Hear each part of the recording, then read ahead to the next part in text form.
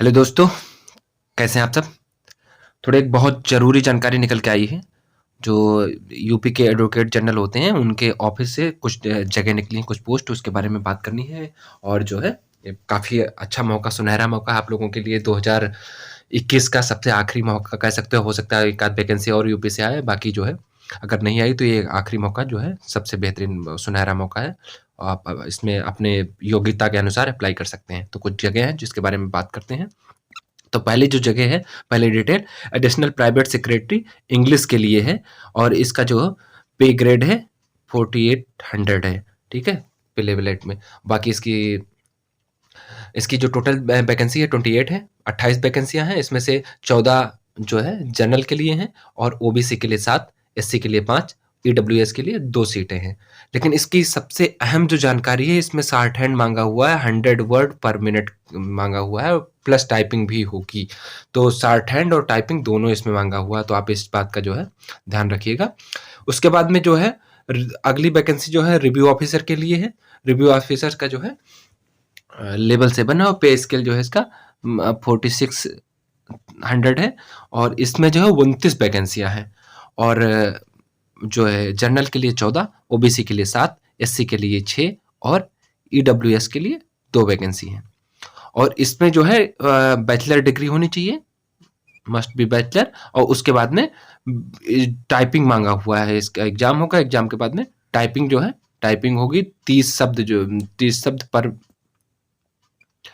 Minute के हिसाब से और हिंदी में अगर टाइपिंग करता है कोई व्यक्ति तो 25 जो है टाइपिंग मांगा हुआ है, हिंदी में 25 और इंग्लिश में 30। तो आप इस बात का देख लेना अपने अपने हिसाब से आपको किस में टाइपिंग करना है और आप टाइपिंग की प्रैक्टिस अगर पेपर देना है तो करते रहिए, क्योंकि अभी जो हालत आपने देखा ही होगा या आपने दिया होगा या किसी आपके दोस्त ने जो जिसने भी दिया होगा, तो जो हाई कोर्ट वाला भी पेपर हुआ है उसमें टाइपिंग की हालत बहुत खस्ता है लोगों की। तो आप टाइपिंग अगर ये पेपर देना है तो आप टाइपिंग की प्रैक्टिस करते रहिएगा।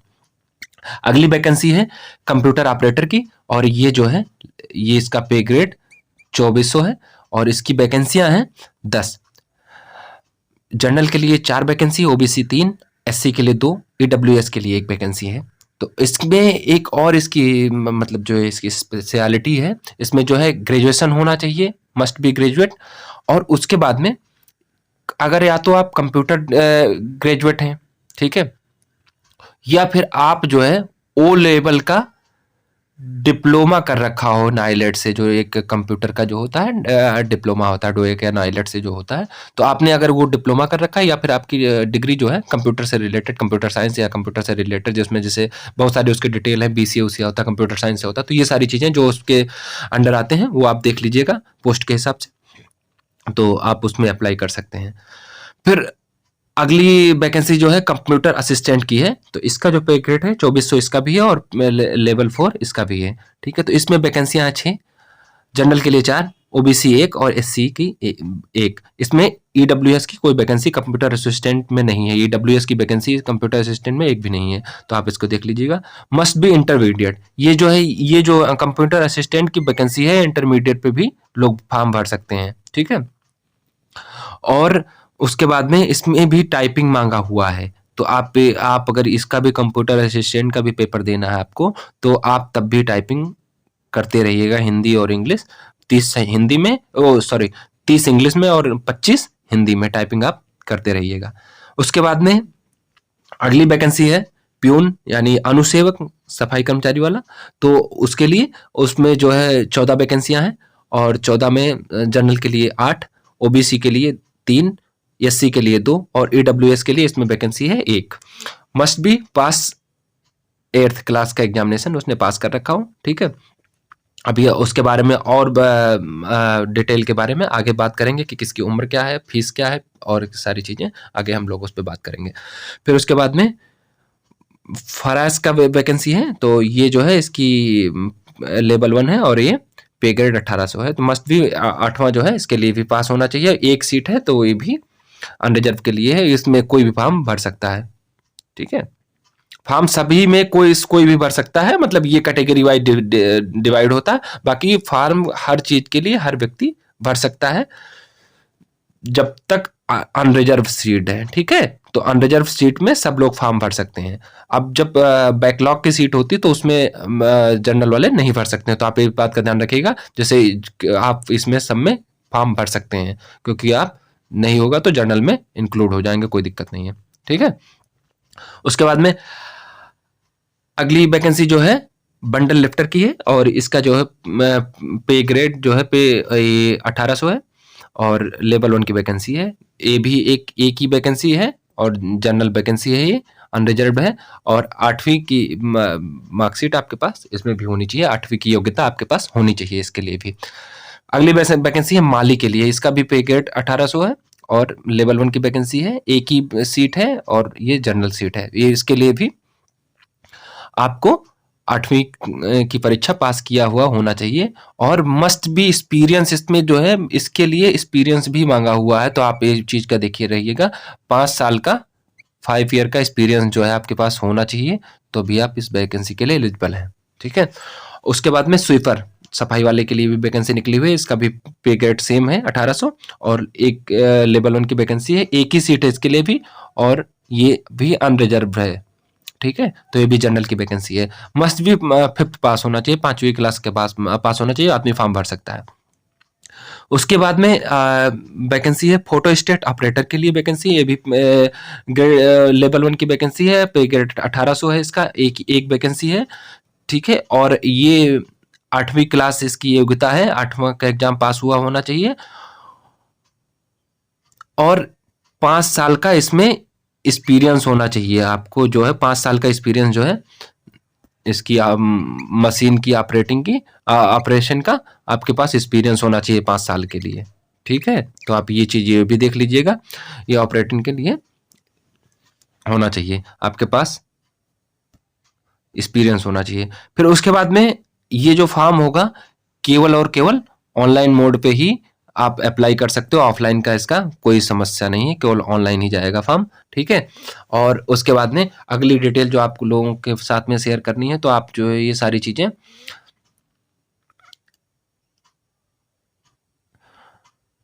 इसमें अगली डिटेल है कि आप देख लीजिएगा। फॉर्म का जो सबमिशन है, आखिरी डेट जो है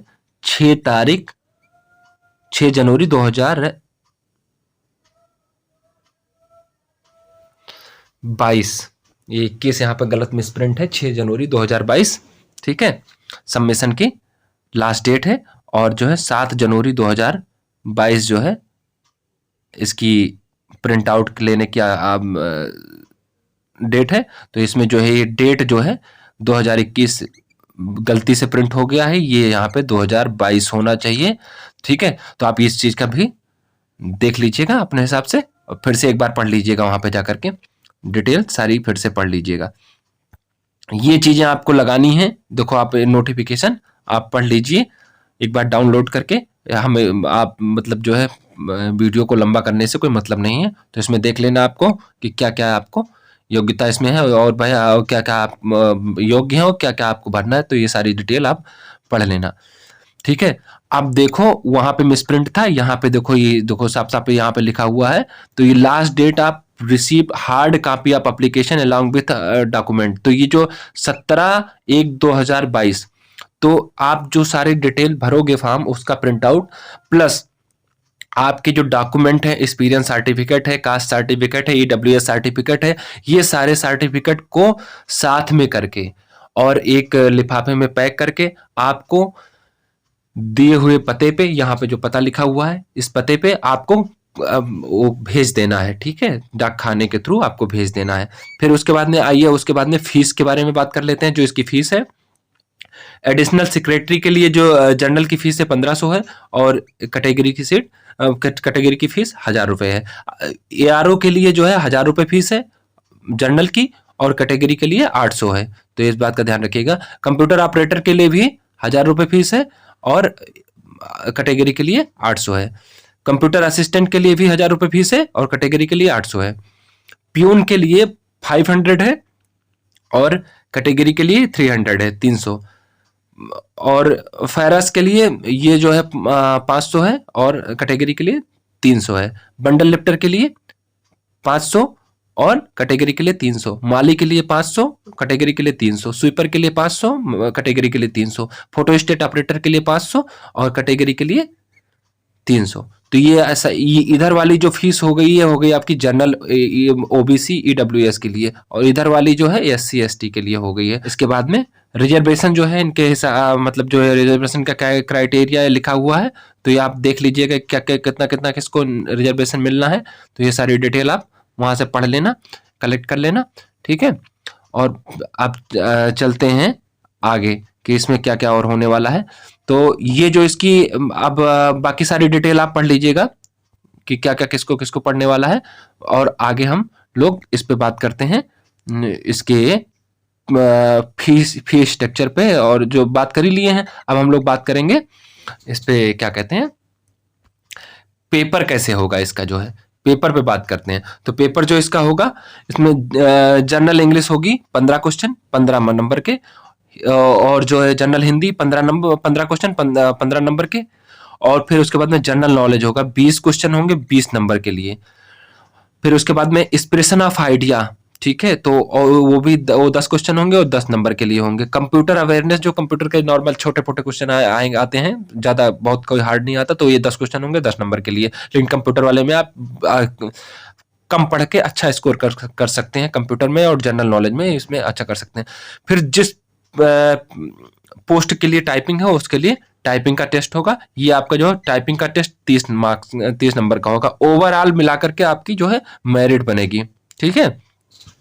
और जो है उसके बाद में आपका सिलेक्शन का प्रोसेस जो है कंप्लीट हो जाएगा। आपकी मतलब जो है आपके मेरिट के हिसाब से आपकी रैंकिंग डिसाइड होकर के आपको पोस्ट मिल जाएगी। तो ये हमारे हिसाब से बहुत बढ़िया जो 2021 का सबसे एक आखिरी का सबसे अच्छा मौका है। आप लोग फॉर्म भरिए, और प्लीज जो है जिन लोगों को टाइपिंग पोस्ट के लिए फॉर्म अप्लाई करना है वो टाइपिंग प्लीज करते रहिए, क्योंकि अभी हाई कोर्ट का जो एग्जाम हुआ है उसमें टाइपिंग बहुत सख्त हुई है।